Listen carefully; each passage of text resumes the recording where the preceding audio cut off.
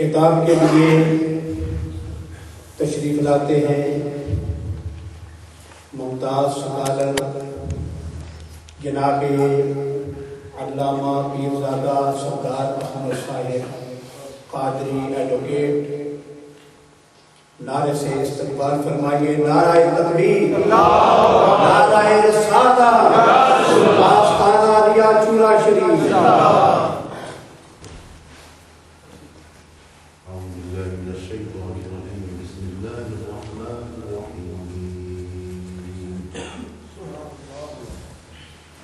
الحمد لله رب العالمين، والصلاة والسلام على أشرف الأنبياء وسيد المرسلين سيدنا ومولانا محمد المصطفى أحمد المجتبى صلى الله تعالى عليه وعلى آله صلى الله تعالى عليه وعلى بيته ومن تبعهم بإحسان إلى يوم الدين.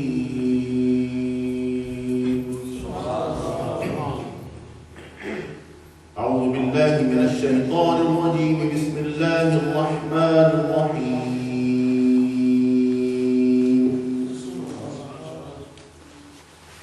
يا أيها النبي إنا أرسلناك شاهدا ومبشرا ونذيرا.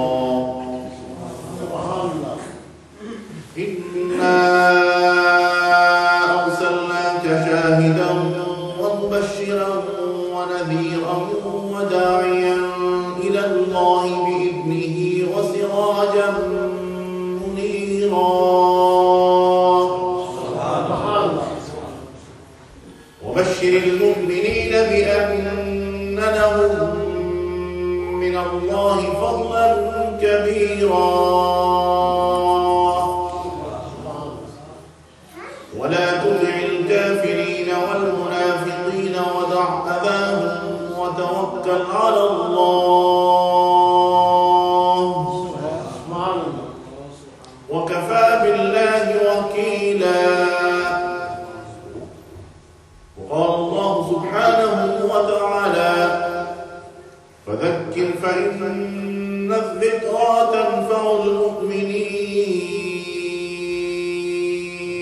سبحان الله. صدق الله العلي العظيم. إن الله وملائكته يصلون على النبي يا أيها الذين آمنوا صلوا عليه وسلموا تسليما.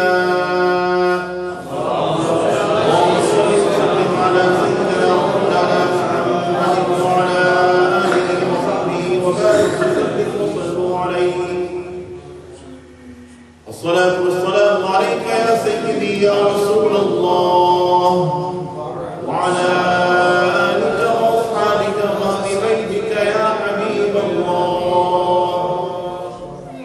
مولانا صل وسلم دائما أبدا على حبيبك خير الخلق كلهم، فإن من جوده الدنيا وضرتها ومن علومه علم اللوح والقلم. يا رب بالمصطفى بلغ مقاصدنا واغفر لنا ما مضى يا واسع الكرم.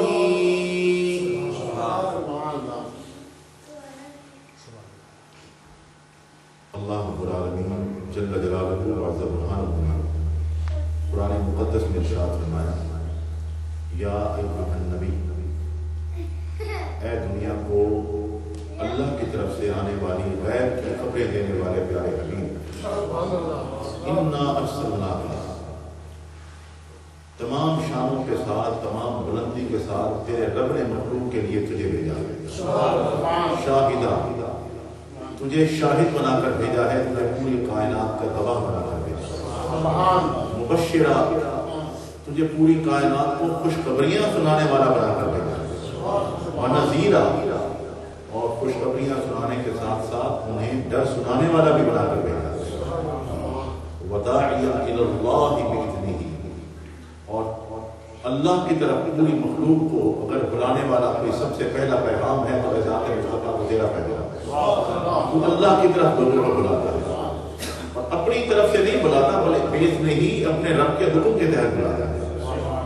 اور تیری شان ہم نے یہ بنائی ہے کہ وسراجا منیرا، یہ ایسا سورج بنایا ہے کہ دنیا کا سورج غروب ہو جاتا ہے، پر تو ایک دفعہ غروب ہوا ہے، تیرا سورج کبھی بھی غروب نہیں ہوگا۔ وَلَا تُطِعِ الْكَافِرِينَ وَالْمُنَافِقِينَ، اے حبیب کافر اور منافق جو ہیں ان کی فکر مت کریں، ان کے متعلق آپ پریشان نہ ہوں، ان کی طرف دھیان نہ دیں، اور صاف ظاہر ہے کہ وہ آپ کو تکلیف پہنچائیں کہ ودا عذاب ہوگا، تو ان کی تکلیف کو آپ درگزر کریں، یہ آنی جانی چیزیں ہیں، کیونکہ ان مع العسر یسرا، تیری ہر تکلیف کے بعد تیرے لیے اپنی آسانی پیدا کی ہے۔ وتوکل علی اللہ، بس تو اپنے چاہنے والوں کو، اپنے ماننے والوں کو ایک ہی پیغام دے کہ ساری کائنات سے رشتہ توڑ کر صرف اللہ سے رشتہ جوڑ ہے۔ توکل علی اللہ، اللہ پر بھروسہ رکھیں، کیوں؟ وَكَفَى بِاللَّهِ وَكِيلًا، ساری دنیا تمہاری خلاف ہو جائے، صرف اللہ ہی تمہارے ساتھ ہو تو پھر دنیا میں تمہیں کوئی بٹا نہیں سکتا۔ تو یہ آخری جو نکتہ ہے نا، وَتَوَكَّلْ عَلَى اللَّهِ وَكَفَى بِاللَّهِ وَكِيلًا، یہی سلسلہ نقش بندیہ اور تمام سلاسل کے اولیاء کا پیغام ہے کہ اللہ کو اپنا وکیل سمجھنا، کفیل سمجھنا اور اللہ پر توکل کرنا، یہی تصوف کا حقیقی پیغام ہے۔ کیونکہ یہ میرے محبوب کا، حضور علیہ السلام کا یہی کام ہے۔ اور یاد رکھیے، یہ بات ہمیشہ یاد رکھنے والی ہے، اس کو کی نوٹ بنا لیں، کی نوٹ، ڈاکومنٹس آتے ہیں نا تو ہیں کی نوٹس ہوتے ہیں کہ کی فیکٹرز کیا ہیں، کی نوٹس کیا ہیں، most important element which have to be noted، کی نوٹس، سارے اور سارے کتب، سارے ابدال، سارے اولیاء، سلسلہ قادریہ کے، نقشبندیہ کے، سہروردیہ کے، چشتیہ کے، صابریہ کے، نظامیہ کے، سہروردیہ کے، جویسیہ کے، جتنے سلسلے ہیں ان سب کو اگر فیض ملا ہے تو ذات محمد مصطفیٰ سے، یہ بات جس کا تعلق حضور سے ہے وہ ہمارا ہے، اور جو تمہارا نہیں تو وہ ہمارا بھی نہیں۔ پر یہ حضور کی ذات اقدس، یہ دنیا میں معیار حق، معیار حق، اسٹینڈرڈ آف ٹروتھ، یہ ہے حق۔ تو ہم ان کے کیوں دیوانے ہیں، ہم ان کا ذکر کیوں کر رہے ہیں؟ یہ بیٹھے ہوئے ہیں خلیفہ صاحب، علامہ صاحب، آپ لوگ بیٹھے ہوئے ہیں، یہ چورا شریف والے ہمارے کوئی رشتہ دار تو نہیں ہے، کوئی برادری نہیں بنتی، کوئی رشتہ دار بھی نہیں ہے، بننے شریف بھی نہیں ہے، کوئی نہیں۔ کیوں؟ اس لیے ان میں سے کچھ بزرگ ایسے گزرے ہیں اور وہ سلسلہ آج تک چلا آ رہا ہے کہ جنہوں نے اپنے آپ کو محمد مصطفیٰ کی غلامی کے لیے وقف کر دیا، حضور کے رنگ میں رنگے گئے۔ تو یاد رکھیں کہ جس نے دائمی نام اختیار کرنا ہے، یہ اگین ایک میں آپ کو بتا رہا ہوں، ایک سیکرٹ تو نہیں ہے، یہ اوپن سیکرٹ۔ کسی نے کامیاب ہونا ہے، کسی نے دنیا میں شہرت حاصل کرنی ہے، کسی نے دنیا میں ہمیشہ کے لیے نام پیدا کرنا ہے، کسی نے دنیا میں ہمیشہ زندہ رہنا ہے، تو اس کا آسان ترین طریقہ یہ ہے کہ اپنے آپ کو دامن مصطفیٰ کے ساتھ وابستہ کرو۔ حضور کے ساتھ جتنا تعلق تمہارا جڑ جائے گا، یہ اللہ کا وعدہ ہے کہ حضور کے نام کے طفیل تمہارا بھی نام ہمیشہ زندہ ہو جائے گا۔ اسی لیے حضرت سعد بن ثابت نے کہا تھا کہ میں مدحت محمد لیکن مدحت مقالتی بمحمدی، میں اپنے آقا کی تعریف اس لیے تو نہیں کر رہا کہ میری تعریف سے حضور کا ذکر بلند ہو جائے، وہ تو پہلے سے بلند ہے۔ ہم کون ہوتے ہیں بلند کرنے والے؟ ہم کوشش کر رہے ہیں۔ وہ کہتے ہیں میں کوشش اس لیے نہیں کر رہا کہ میرے ذکر سے حضور کا ذکر، میری تعریف سے یا میرے نام سے حضور کا ذکر بلند ہو جائے۔ میں مدحت محمد بمقالتی، میں حضور کی تعریف تو بیان کر ہی نہیں سکتا کیونکہ تیری ذات کو تو اللہ نے ورفعنا لک ذکرک، اے حبیب ہم نے تیرے ذکر کو بلند کر دیا ہے۔ So your name has been mentioned on the top of list. اللہ نے کہہ دیا، کوئی مانے یا نہ مانے، کوئی لکھنے والا کافر بھی ہو وہ بھی ماننے پر مجبور ہو جاتا ہے کہ دنیا میں اگر دنیا میں تمام فلسفروں میں، تمام سائنسدانوں میں، تمام سیاستدانوں میں، تمام تاریخ والوں میں، تمام عظیم انسانوں میں کوئی سب سے عظیم تر ہے تو وہ ذات محمد مصطفیٰ ہے۔ تو ما مدحت محمد بمقالتی، میں حضور کا ذکر کر کے حضور کے ذکر کو بلند تو نہیں کر سکتا، لیکن مدحت مقالتی بمحمدی، کہ میں حضور کا ذکر کر کے اپنے کلام کو بلند کر رہا ہوں۔ تو یہ اولیاء کاملین کیا تھے؟ انہوں نے آپ کو محبت رسول کا درس دیا، یہ بھی، اور آج بھی سٹینڈرڈ یہی بڑھائی، کیونکہ جب بھی کوئی چیز، یہ بڑی ضروری بات ہے آج کے کانٹیکسٹ میں، لوگ کہتے ہیں کہ آپ ریلیونٹ بات نہیں کرتے، so we have to be very much relevant about the contemporary issues, the issues which we are facing nowadays۔ تو ہر اصلی چیز کے ساتھ نقلی چیز ہوتی ہے نا بھائی، ہوتی ہے، کیونکہ آپ دیکھیں مارکیٹ میں ہمیشہ پاکستان میں تو ماشاءاللہ کہتے ہیں نمبر 2 کے ساتھ نمبر 3 چیزیں بھی آ رہی ہیں، نمبر 2 تو بالکل کہتے ہیں نمبر 1 کی طرف ہوتی ہے، بلکہ وہ کہتے ہیں بڑے کچھ دکاندار بڑے دیانتدار ہیں، اللہ تعالیٰ کو جزا دے، خاص طور پر میڈیکل اسٹور والے دیانتدار ہیں، وہ کہتے ہیں حاجی صاحب آپ چونکہ میرے تعلق والے ہیں تو میں آپ کو یہ بتا رہا ہوں کہ یہ نمبر 1 ہے اور یہ نمبر 2 ہے، نمبر 3 بھی ہے۔ تو اصلی کے ساتھ نقلی ہمیشہ آتی ہے، اصلی ڈالر موجود تو نقلی ڈالر موجود، تو جو نقلی ڈالر بناتا ہے اس کی کوشش کیا ہوتی ہے؟ It has to be perfect copy of the original dollar.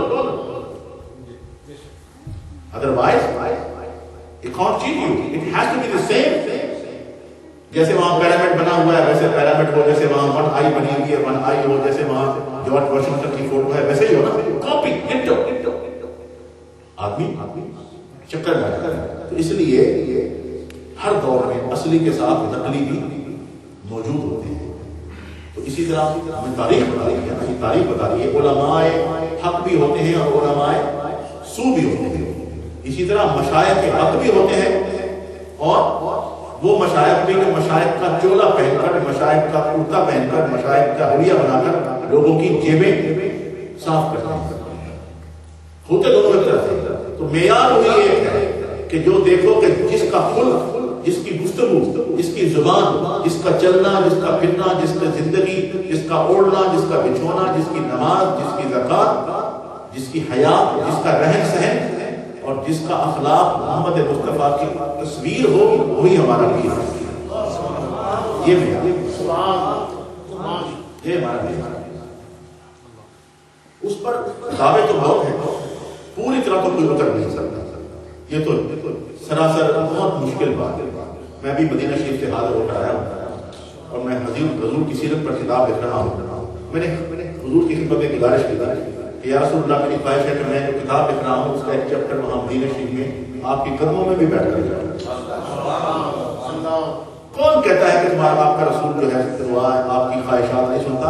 میں دل سے یہ لکھنے کی گزارش، سرکار نے قلم یہ فرمایا کہ یقین کریں کہ 1 مہینے کے اندر اطلاع ملی کہ جناب قادری صاحب آپ آئے مدینہ شریف میں، ہوٹل میں آپ کا کمرہ موجود ہے۔ میں نے کہا سیٹیں نہیں مل رہی، میں نے کہا کل نہیں مل رہی تھی نا، اب حضور کی دربار میں آپ کی درخواست پہنچا دی ہے، کل آپ سیٹ پتہ کریں۔ تو دوسرے دن مجھے فون نہیں کرنا پڑا، ٹریول ایجنٹ نے مجھے خود فون کر کے کہا کہ آپ کی سیٹ کنفرم ہو۔ تو میں وہاں پہنچا، حضور کی سیرت لکھنا ہوں، اردو میں لکھنا ہوں، پھر انگریزی میں بات کرنا ہوں۔ تو میں یہ سوچ رہا تھا کام گیا کہ ہم ظاہری طور پر کوشش کرتے ہیں، کرنا بھی چاہیے جتنا ہو سکتا، ظاہر پر ہم زور دیتے ہیں، ہونا چاہیے، لیکن حضور کی پوری حیات طیبہ پر پوری طرح عمل کرنا بڑا مجاہدے کا کام ہے، بڑا مشکل ہے کوئی آدمی ایسا ملنا آج کے دور میں۔ ٹھیک ہے، جتنا ہو سکتا ہے ظاہری بتا کرنے کی کوشش کرتے ہیں لوگ، لباس میں، کلیہ مبارک میں، امامہ شریف میں، سبحان اللہ یہ بڑھتے ہیں، لیکن میرا رسول جس کچے مکان میں رہتا تھا اس میں ٹاٹ لگے ہوئے ہوتے تھے دروازے پر۔ اما عائشہ نے ایک دن وہاں رنگین کپڑا لگا دیا، کہیں سے تحفہ پایا، سرکار کے چہرے پر غصے کے آثار آئے۔ تشریح علاج کے رسول اللہ صلی اللہ علیہ وسلم ویری اینگری ٹوڈے، کہ رسول اللہ جب غصے میں آتے تھے ہماری طرف تو نہیں ہے نا، وہ گھر والوں سے نرمی سے پیش آتے تھے۔ حضور نے فرمایا نیک آدمی وہ نہیں ہے جو ہر وقت مسجد میں بیٹھا رہا ہے، کہا یہ کوئی اسٹینڈرڈ نہیں ہے، فرمایا خیرکم خیر لأہلہ وانا خیر لأہلی، تم میں سب سے بہتر کوئی آدمی، best person in the community is the person who is best for the family، جو اپنی فیملی کے لیے بہتر ہے وہی سب سے بہتر ہے، تو حضور کے چہرے پر غصے کے آثار آئے. تو اما عائشہ نے فرمایا یا رسول اللہ کیا بات ہے, یہ چادر جو ہے پسند نہیں آئی, ٹاٹ لگا ہوا تھا نا, تو یہ کہیں سے رنگین چادر آئی ہے, میں نے اس کو دروازے پہ لگا لیا. حضور نے فرمایا ٹھیک ہے تمہاری خوشی ہے لگا دیا, لیکن میں ایک چیز سوچ رہا تھا کہ دنیا کے تمام لوگوں کو کپڑا پہننے کو مل گیا کہ اب دیواریں بھی کپڑا پہننا شروع کر دیا, دیواریں بھی کپڑا پہننا, کیا دنیا میں تمام لوگوں کو کپڑا پہننا وہ آج بھی نہیں ہے. یہ میرے آقا, اور چھت ایسی تھی کہ جس پر نہ شتیر تھے نہ کڑیاں تھی, بس چھپری تھی اور کھجور کی ٹہنیاں لگی ہوئی تھی. کمرہ اتنا چھوٹا تھا کہ اما عائشہ فرماتی ہیں جب رات کو کبھی کبھی حضور سجدہ فرماتے, تہجد کے وقت نماز پڑھتے, نوافل پڑھتے, تو آپ کا سر مبارک میرے پاؤں پر آ جاتا تھا. یہ کمرہ تھا, یہاں میرے آقا زندگی گزار کرتے ہیں. اور فرمایا کہ یا اللہ میں مسکینوں میں رہا ہوں, مجھے مسکینوں میں ہی زندہ کرنا اور مجھے زمرہ مساکین میں شامل کرنا. فرمایا الفقر فقری, فقر جو ہے وہ میرا فقر ہے. اور اسی لیے جو اولیاء کاملین ہیں جس سلسلے چلے ہیں جہاں سے, آج وقت کی ضرورت ہے, ہم نے بڑے بڑے مکانات بنا لیے ہیں, کوٹیاں بنا لی ہیں, وقت کی ضرورت ہے, لیکن پرانے سب یہ دربار ہے, چورا شریف ہو, گولڈا شریف ہو, کونسا شریف ہو, چشتیاں شریف ہو, جہاں سے سلسلے چلے ہیں, جن لوگوں نے وہ سلسلے کیے ہیں انہوں نے بھی کچے کمروں سے سلسلے شروع کیے ہیں. یہ ایسی بات ہے کہ نہیں جی, please correct me if I am wrong. جنہوں نے سلسلے شروع کیے انہیں کچے حجروں سے, اور انہیں کچے حجروں کی برکت ہے کہ نسلیں اس پہ نسلیں گزر گئی ہیں, لیکن آج بھی لوگ بزرگان دین کو یاد کر رہے ہیں. ایک تو یہ, اور دوسری بات جو سلسلہ نقشبندیہ کے حوالے سے کرنا چاہتا ہوں, صوفی صاحب نے اس کا اشارہ بھی کیا کہ وَلَا تُطِعِ الْكَافِرِينَ وَالْمُنَافِقِينَ وَدَعْ أَذَاهُمْ وَتَوَكَّلْ عَلَى اللَّهِ, کہ رسول کریم کا وہ پیروکار ہو ہی نہیں سکتا جو حضور کے اس طریقے پر عمل کرے کہ وہ کبھی کافروں اور منافقوں کے ساتھ کمپرومائز نہیں کر سکتے. نبی پاک کا Ghulam can not compromise. The real follower of Rasulullah, the actual follower of Rasulullah sallallahu alaihi wasallam will never and cannot compromise with non-believers and hypocrites. یہ ہونی چاہیے, چاہے بلایت کا کتنا دعویٰ کرے, اگر وہ کافروں وہ نہیں مانتے اللہ کو اور اللہ کے خلاف جنگ کر رہے ہیں, عدو اللہ اور جو منافق ہیں ان کے ساتھ کمپرومائز, یہ اولیاء کا طریقہ نہیں ہے. اصلاح کے لیے رابطہ رکھتے ہیں حکمرانوں کے ساتھ, غربت اتنی کہ ان کو اصلاح کی طرف بلائیں, ان کو دین کی طرف بلائیں, لیکن ان کے ساتھ اپنے آپ کو شامل اس طرح سے نہیں کرتے کہ لوگ سمجھے کہ they are part of it. ایسا کبھی نہیں.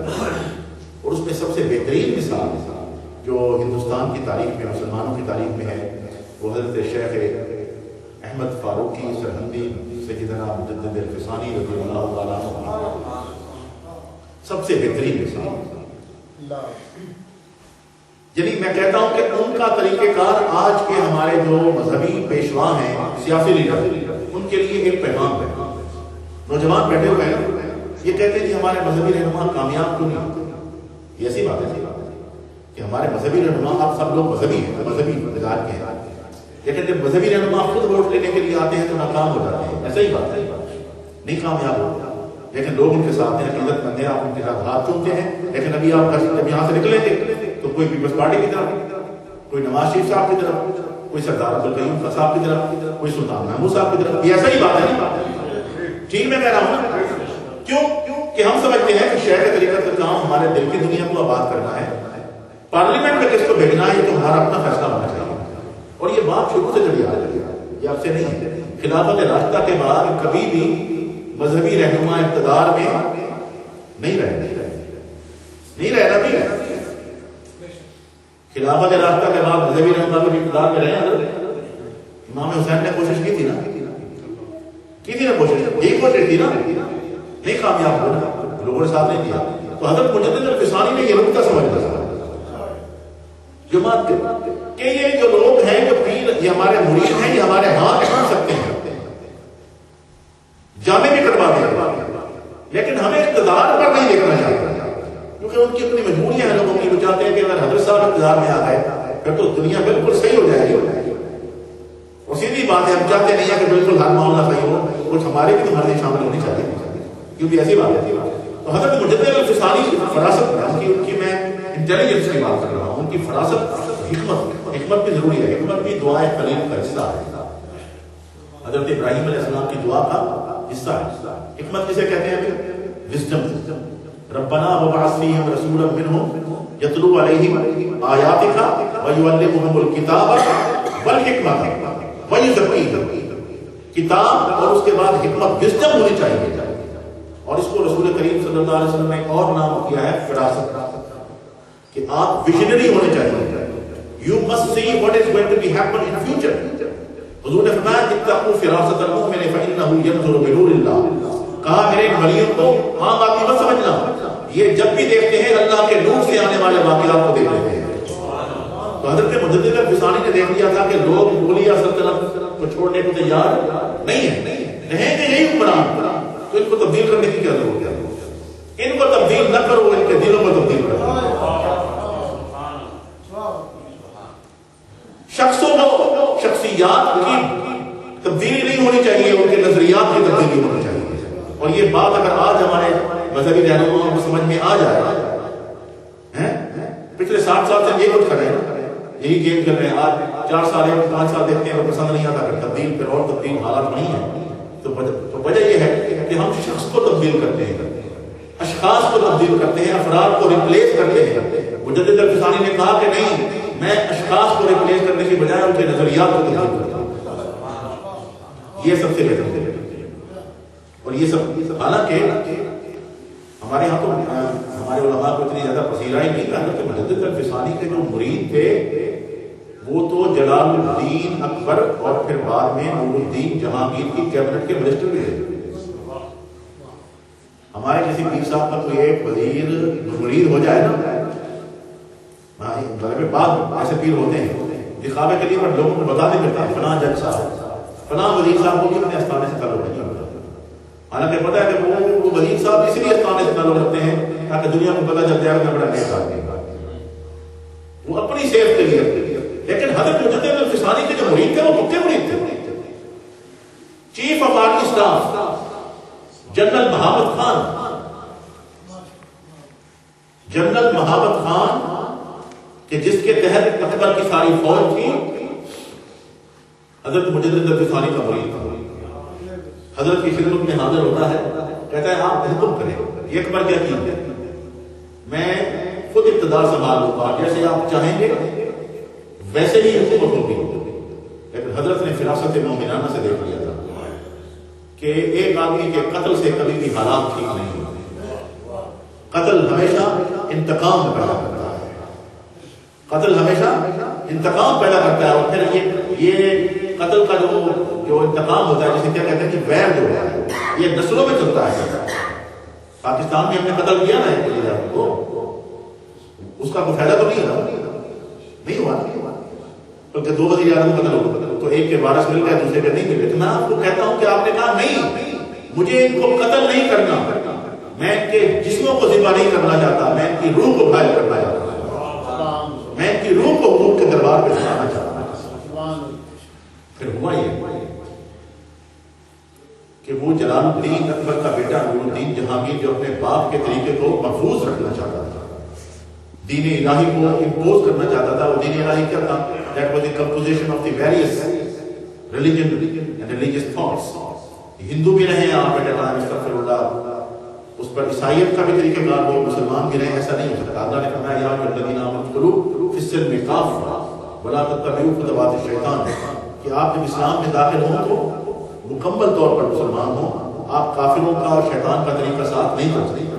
تو آپ نے فرمایا نہیں، ایسا نہیں ہو سکتا. حضور نے حضرت مجدد الفسانی نے جیل میں جانا شروع کر دیا، گوالیار جیل. اور یہ آسان بات نہیں ہے. بہت کم مثالیں ملتی ہیں آج کے دور میں کہ ہمارے مشائخ جو ہیں وہ جیلوں میں جانے کو تیار ہیں. اور اگر جیل میں چلا جائے ہمارا مشائخ تو مرید بھی تو آج کل کے ویسے ہی ہے، جیسا پیر ویسے مرید سے مرید کہتے ہیں کہ ایسے حضرت صاحب نے ہمیں امید دیتے ہیں کہ اللہ تمہاری تمہیں مشکلات سے آزادی دے. ہم تو پیر صاحب کے ساتھ اس لیے جاتے ہیں کہ ہمارا بچے کی ضمانت ہو جائے، بچہ ہمارا جیل سے باہر آ. تو اگر پیر صاحب خود جیل چلے گئے، ہم نے تو یہ نہیں دیکھنا کہ پیر صاحب کیوں گئے ہیں جیل میں، تو لوگوں نے سوچنا کہ پیر صاحب خود جیل میں چلے گئے وہ ہمیں کیسے چھڑوائیں گے، یہ سوچنا ہماری مجدد الفسانی کی یہ سوچ نہیں تھی۔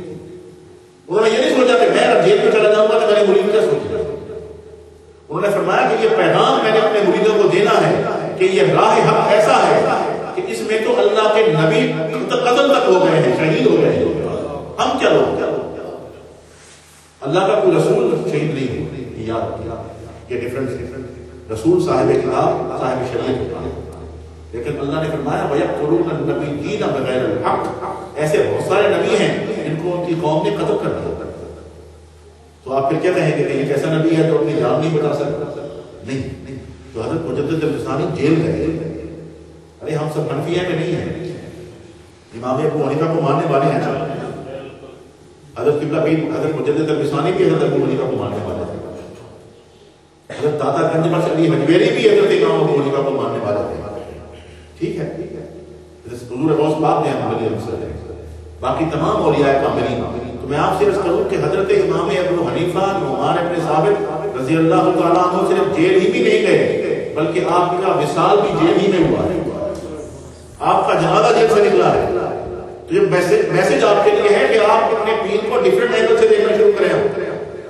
آپ کا پیر اگر کھڑا ہوتا ہے اس دنیا کے ظالمانہ نظام کے خلاف، حکمرانوں کی غیر اسلامی حرکات کے خلاف وہ تحریک چلائے، اس کی تحریک یہ ہونی چاہیے کہ میں افراد کو نہیں بدلنا چاہتا، میں نظام کو بدلنا چاہتا، شخصیات کو نہیں ہٹانا چاہتا، سسٹم کو بدلنا چاہتا، اور یہ بہت بڑا مسئلہ ہے آج کل پاکستان میں۔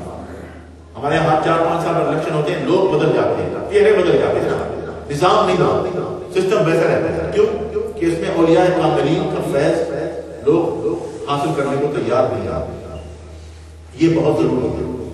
اور یہ حضرت اور سلسلہ نقشبندیہ میں تو جو مجھے ڈفرنس نظر آتا ہے تھوڑا سا، ویسے سب ایک طریقے ہیں، سب طریقے ایک جیسے ہیں، سب اللہ کی طرف لے جانے والے ہیں، اللہ کے رسول کی طرف لے جانے والے ہیں، سب ذکر کرنے والے ہیں، سب دنوں کی دنیا کو آباد کرنے والے ہیں، لیکن جو ایک چیز تھوڑی سی ڈفرینشیٹ کرتی ہے کہ سلسلہ نقشبندیہ کے جو صوفیاء نظر آتے ہیں وہ مجاہد لوگ ہیں،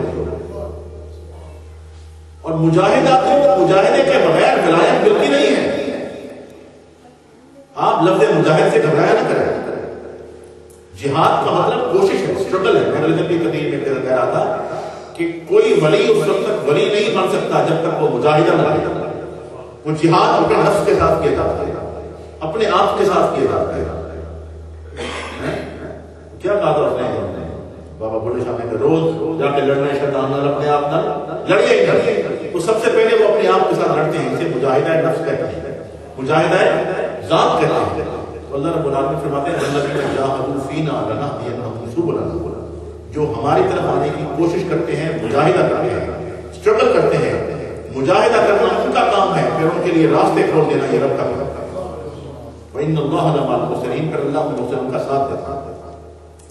تو سلسلہ نقشبندیہ یا آستانہ عالیہ چورا شریف ان کا سب کانٹیننٹ ہے، صرف پاکستان میں نہیں بلکہ ہندوستان، پاکستان تو بھی کل کی بات ہے نا، 60 سال کی بات ہے، اس سے پہلے یہ آستانے ہیں، ان کا بہت بڑا کنٹریبیوشن ہے، بہت بڑا احسان ہے، اور آج کے نوجوانوں کے لیے ضروری ہے کہ ان چیزوں کو سمجھیں۔ اب تو بڑی خوشی کی بات ہے کہ آپ اس سلسلے میں لٹریچر جو ہے وہ انگلش میں ملتا ہے، انٹرنیٹ پہ جائیں آپ کو بہت بڑا مٹیریل ملتا ہے، اور میں آپ کو بات بتاؤں کہ دنیا بدل رہی ہے، دنیا سوچ رہی ہے کہ طریقہ یہی بہتر ہے جو اولیاء کاملین نے بتایا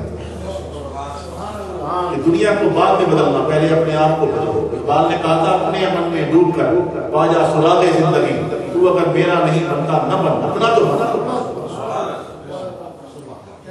اپنے من میں ڈوب کر پاجا سراغ زندگی، تو اگر میرا نہیں بنتا نہ بن، اپنا تو بنا۔ وہ یہ نہ پوچھ دل کا پوچھنا کی ارادت نہ دیکھیں کو جدے پیدا لیے بیٹھے ہیں اپنی آستین۔ ابھی حرمین شریفین کی حاضری سے واپس آیا تو وہاں ایک گروپ تھا، بیٹھ کر ذکر خفی بھی کرتے تھے، مراقبہ کرتے تھے، بیٹھ کر 40-50 لوگ اکٹھے۔ سعودیہ میں دیکھتے رہے پہنچ کرتے رہے، مدینہ شریف کی، مکہ شریف۔ آخری 2 دن جب آ رہے تھے ہم، آخری 2 دن انہوں نے ہمیں آ کر رابطہ قائم کیا، آنے سے 2 دن پہلے ان کے 2 آدمی آئے، ایک یونیفارم کے ساتھ، ایک بغیر یونیفارم کے۔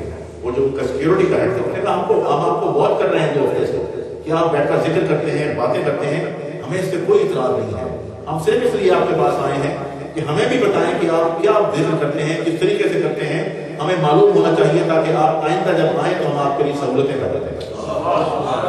میں نے دیکھا یہ میرے حضور کا زندہ معجزہ ہے کہ یہ وہ لوگ جو کبھی ہمیں گرفتار کرتے ہیں، حضرت یہ ہوا ہے، یہ کبھی گرفتار کرتے تھے، کبھی ہمیں دھمکیاں دیتے تھے، حضرت پیر سیال کو انہوں نے دھمکی دی، پیر کرم شاہ صاحب کو پکڑ کر لے گئے۔ اب وہ سوچنے پر مجبور ہوئے کہ یہ کون لوگ ہیں؟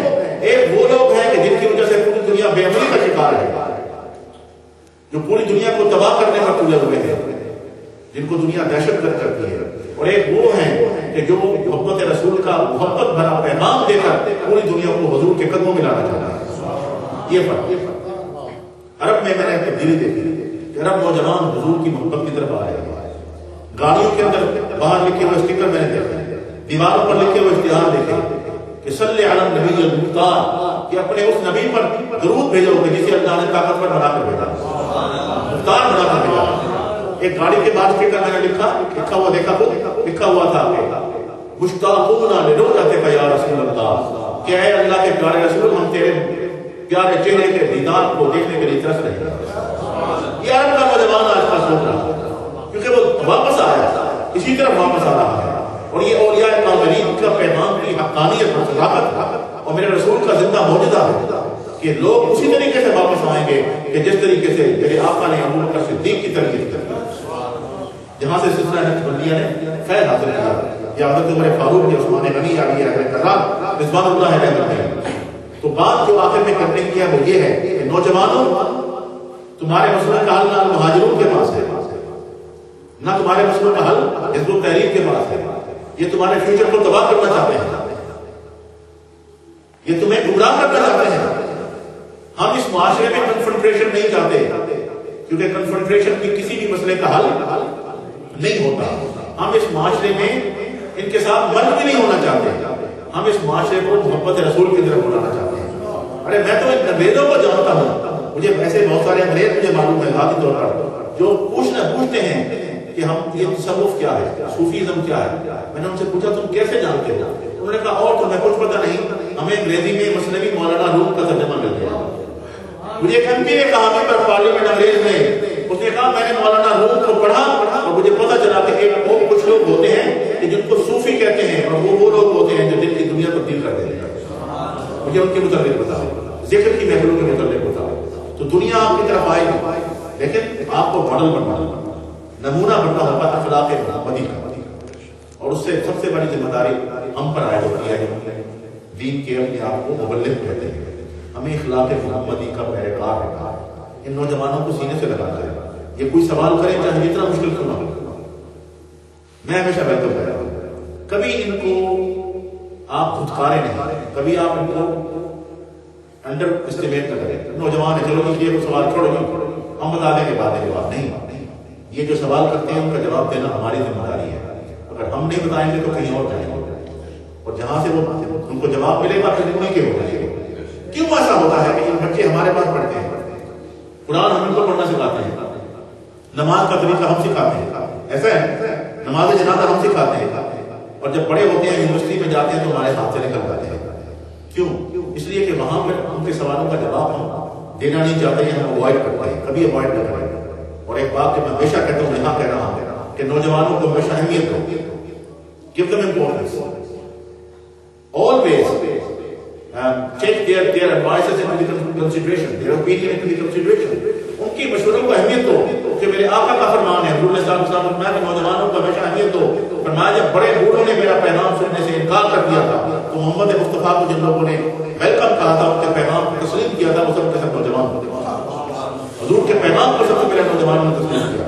تو نوجوان ہماری قوت ہے، ہمارا سرمایہ ہے، ہمارا مستقبل ہے، ہمارا فیوچر ہے۔ ان کے اندر اگر محمد مصطفیٰ منتقل ہو گئی، اسپرچولیزم آ گیا، روحانیت آ گئی، تو انشاءاللہ واضح بھی ہمارا تھا اور مستقبل بھی ہمارا ہوگا، اور یہ آستانے ہمیشہ زندہ و سلامت رہیں گے۔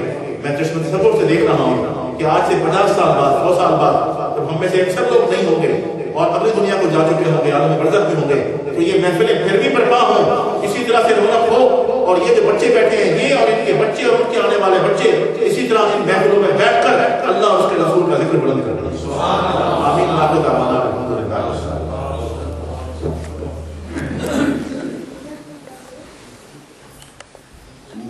مصطفیٰ جان رحمت کے لاکھوں سلام، مصطفیٰ جان رحمت کے لاکھوں سلام، ہمارے رسول ولایت کے لاکھوں سلام، ہمارے رسول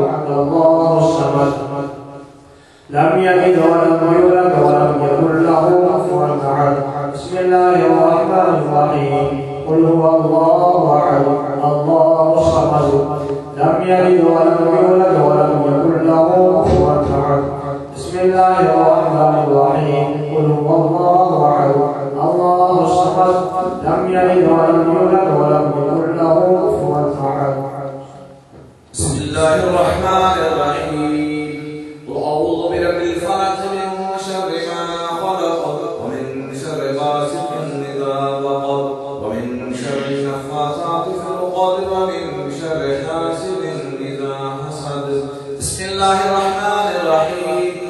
أعوذ برب الناس ملك الناس إله الناس من شر الوسواس الخناس الذي يوسوس في صدور الناس من الجنة والناس. أعوذ بالله من الشيطان الرجيم. بسم الله الرحمن الرحيم. الحمد لله رب العالمين الرحمن الرحيم مالك يوم الدين. إياك نعبد وإياك نستعين. اهدنا الصراط المستقيم صراط الذين أنعمت عليهم غير المغضوب عليهم ولا الضالين.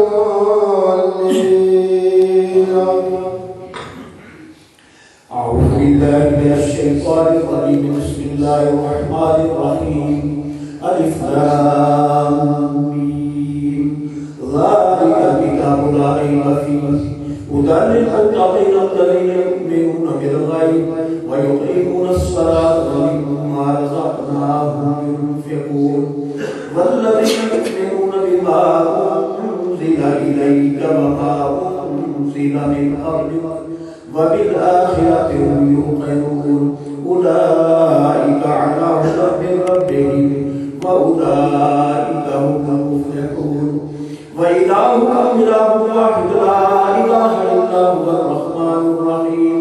إن رحمة الله قريب من المحسنين وما أرسلناك إلا رحمة للعالمين.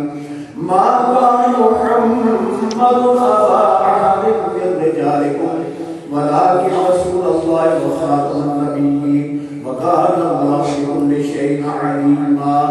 إن الله وملائكته يصلون على النبي يا أيها الذين آمنوا صلوا عليه وسلموا تسليما. اللهم صل على سيدنا محمد وعلى آل سيدنا محمد. سبحان ربك رب العزة عما يصفون وسلام على المرسلين والحمد لله رب العالمين.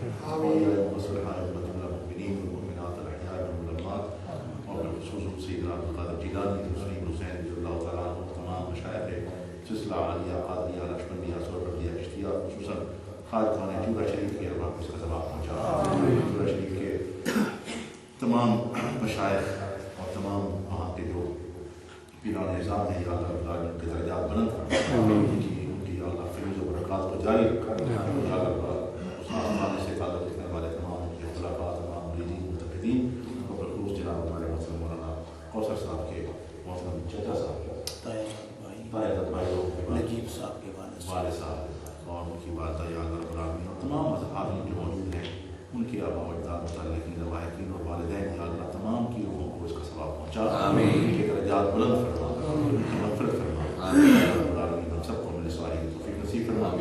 محترم الحاج خورشید احمد صاحب بنات خان تھے، ثنا خان رسول تھے، یا اللہ ان کے درجات بلند فرما، چودھری کرامت صاحب کی وہ یا اللہ رب العالمین ان کے درجات بلند فرما، اور تمام احباب جو یہاں موجود ہیں، تمام کی روایتین، تمام کے رشتہ دار، تمام کے والدین کو یا اللہ درجات بلند فرما، ان کی مغفرت فرما، یا اللہ رب العالمین ہم سب کو ایمان پر استقامت نصیب فرما، ایمان پہ خاتمہ نصیب فرما، نبی کریم علیہ السلام کی شفاعت نصیب فرما، عالم اسلام کو سربلندی اور افتخار نصیب فرما، پاکستان اور دنیا بھر کو یا اللہ رب العالمین سربلندی اور افتخار نصیب فرما، دنیا بھر کے